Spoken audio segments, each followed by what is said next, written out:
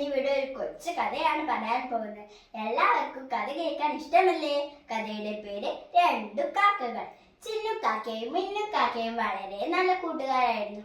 ഒരു ദിവസം അവർ തമ്മിൽ വെറുതെ ഒരു തർക്കം.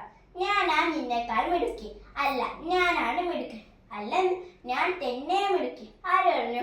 ഏറ്റവും കൂടുതൽ മിടുക്കി എന്തായാലും എനിക്ക് തന്നെ. ശരി, നമുക്കൊരു പന്തയം വെക്കാം. ശരി, ഞാൻ റെഡി. എന്നാൽ കേട്ടോളൂ, ഇതാണ് പന്തയം. കനമുള്ള സഞ്ചി കാലിൽ തൂക്കി പറക്കണം. ഏറ്റവും ഉയരത്തിൽ പറക്കുന്ന ആളായിരിക്കും വിജയം. ശരി, ഞാൻ റെഡി. ചിന്നുകാക്ക ഒരു ദുഷ്ട മനസ്സുള്ള ഒരു കാക്കയായിരുന്നു. അവൻ സ്വന്തം സഞ്ചിയിൽ പണിത്തുണ്ടുകൾ നിറച്ചു. പക്ഷെ മിന്നുവിന്റെ സഞ്ചിയിൽ ഉപ്പാണ് നിറച്ചത്. ഇരുവരും പറന്നു തുടങ്ങി.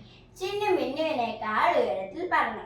കാരണം അവന്റെ സഞ്ചി കനമില്ലാത്ത പണിത്തുണ്ടുകളായിരുന്നല്ലോ. ഉപ്പ് സഞ്ചിയും കൊണ്ട് പറക്കേണ്ടി വന്നതിനാൽ മിന്നുകാക്കയ്ക്ക് അത്ര ഉയരത്തിൽ പറക്കാൻ കഴിഞ്ഞില്ല.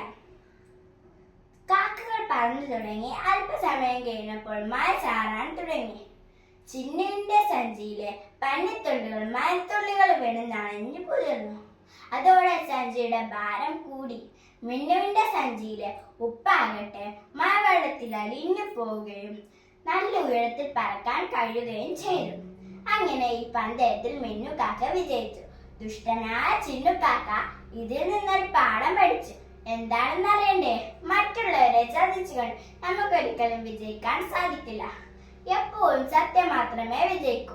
നന്ദി, നമസ്കാരം.